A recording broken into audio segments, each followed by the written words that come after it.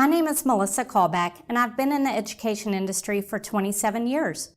I am passionate about helping schools create high-quality online learning experiences.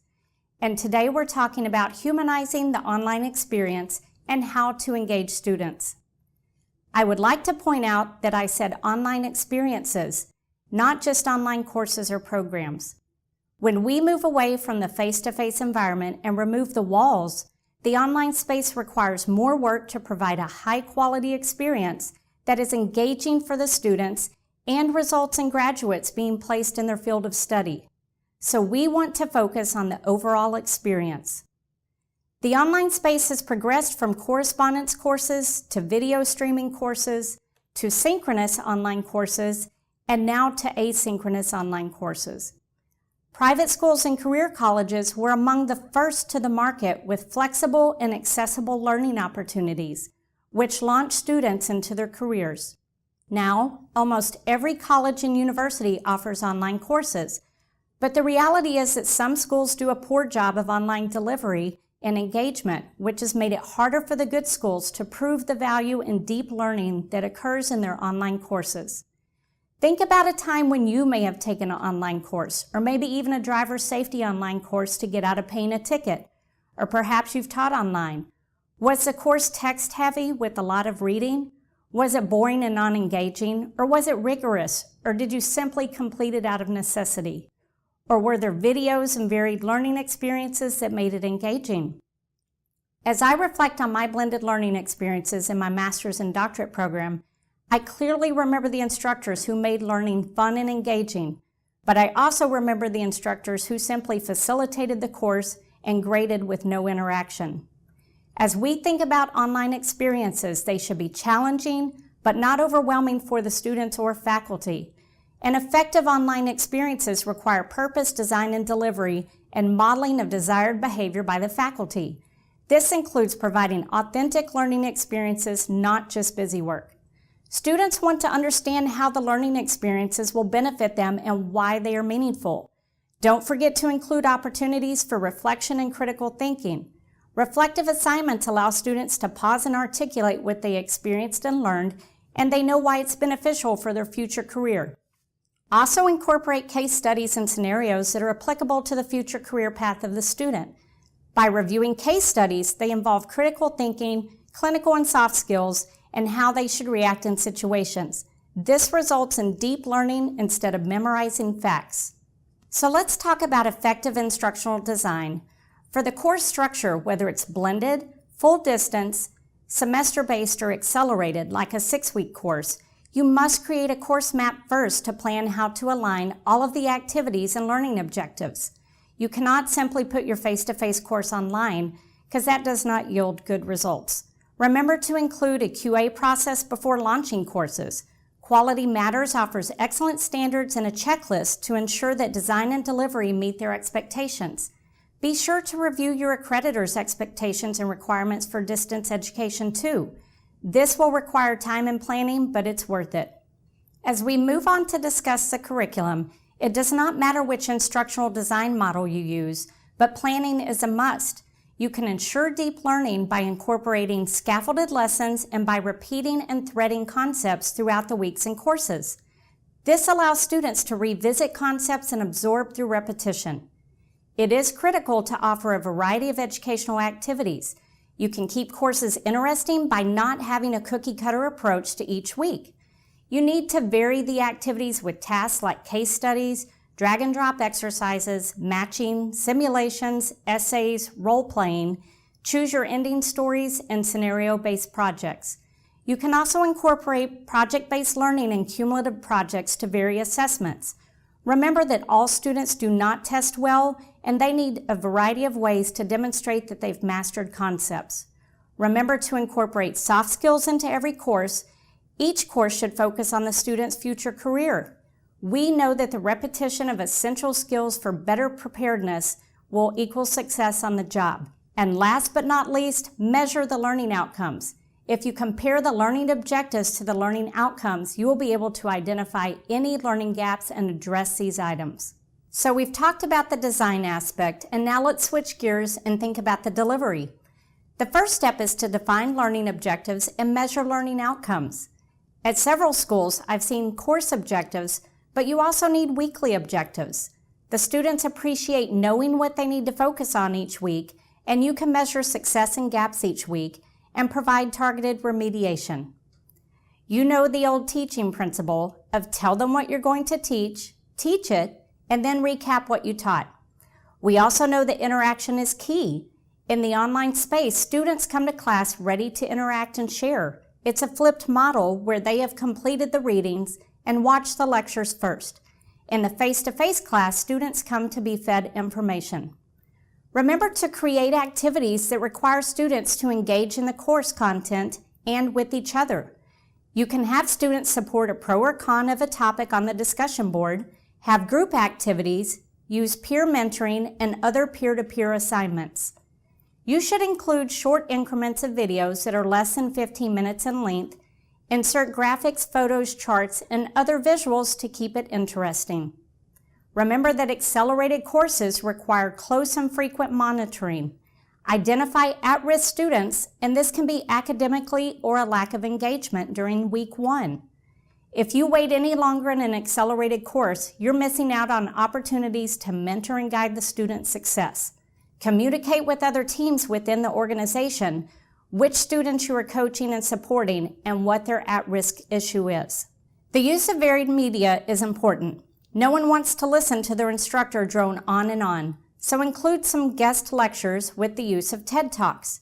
There are multiple free OERs, open education resources, like SlideShare, which has thousands of PowerPoints on any topic that you can imagine, and you can edit these and make use of TED Talks, which have transcripts and are professionally produced. Faculty can also record screencasts for personalized feedback on assignments, or you can encourage students to upload a video for a discussion board or assignment response. Most learning platforms have this option built in for easy recording and uploading experiences. You can appeal to multiple learning preferences through the use of visuals, charts, graphics, photos, memes, and videos. A critical component to the effective delivery is reflection and redesign. This is what drives the continuous improvement model. Make sure you allocate sufficient time to redesign your course. We all are busy and have some courses that roll out back to back. As one course ends, the next course starts the next week. That is why you need to establish a process for communicating redesign needs to your organization. Be sure to incorporate feedback from student surveys, faculty input, advisory boards, and employers. Use data to drive your decisions about what is and what is not working. It is okay if something is not working. What is not okay is to not fix it. 5 engagement tips to remember. First, the course content must be relevant and should directly relate to the learning objectives. Second, the course should be well organized, and the courses in each program should be set up so the student has the same navigation experience from one course to the next. This is where a course template can be useful. It does not impact academic freedom because each faculty member can enhance and add resources to personalize their course. If the navigation tree and location of the discussion boards and the place to submit assignments are all the same, students will overcome the technology learning curve quicker. Third, keep it interesting. We talked about the importance of using varied multimedia and educational activities. Fourth, keep your course current and incorporate current events. Many courses are built in advance of a launch, but you can easily include real-time events, media, and hot topics from the industry on the discussion board. Last, remember to provide meaningful interactions that prepare students to work with different personalities and practice being professional. Now let's brainstorm on how to create a learning community. In the online space, we build relationships and connect with students in different ways than we would face-to-face. It is important to make connections early, especially in short courses, because the time flies by quickly. The week before the class starts, faculty should send a welcome email, text, or call each student. Building rapport and connecting with online students enhances the learning environment, improves retention and persistence rates, and improves the student's confidence level. And don't give up on disengaged students. Be tenacious. Remind students that the discussion board is replacing the face-to-face conversations from the classroom and also serves as an assignment. Unlike a large lecture hall, there is nowhere to hide from participating in the conversation in an online course. Remember that group projects and activities work well if they are well designed and expectations are clearly communicated. Timely feedback and consistent interactions are key. Good online courses include a welcome video from the instructor. I encourage faculty to keep it casual. I'd love to see welcome videos that show the faculty kayaking, hiking, or doing one of their hobbies. I advise avoiding videos where the faculty is wearing a suit and tie and sitting behind a desk. That can be perceived as sterile and intimidating. We want to make the students feel welcomed and comfortable. Use this opportunity to tell your students about yourself, your hobbies, your expectations, and let them see insight to your personality. Remember, this is humanizing the online experience, and the faculty becomes a real person. Let the students know that you will also include additional videos. Research has shown that micro-lectures are effective, and shorter is better, ideally under 15 minutes. The short snippets of information, chunked by the topic, are easy for students to watch with the mobile app, and most learning platforms offer this. Remember that your students are busy adults with jobs, family, various commitments, and they probably will watch the videos when it's convenient, like when they're sitting in carpool line. Instructors can also use videos to provide feedback on assignments, to respond on the discussion board, instead of always including text. Use videos to expand on complicated topics, and most importantly, use videos to reteach a concept that was missed by several students. Be sure to tell students how to be successful in your course.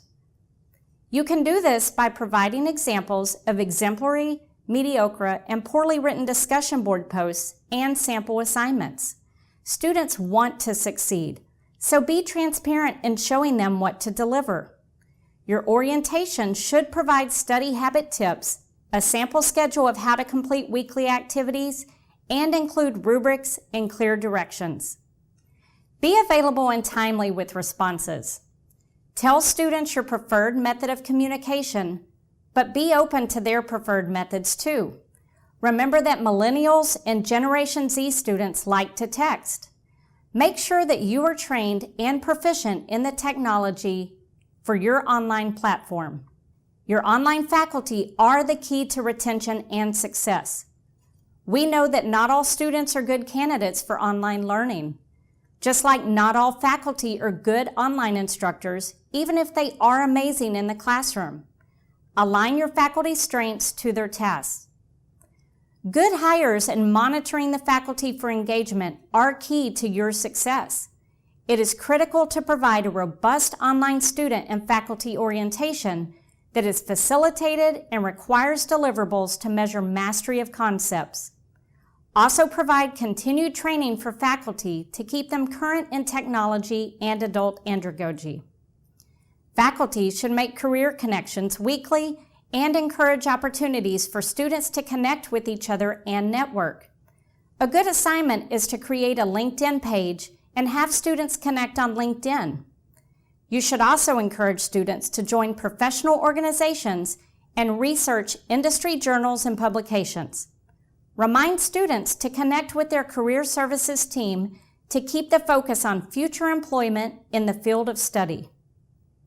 This video has provided a high-level glance into the topics that will be covered more in depth in our instructional video series. I want to leave you with this thought that applies to faculty and students. Engagement plus consistency equals success. Here's to your success in creating awesome online learning experiences.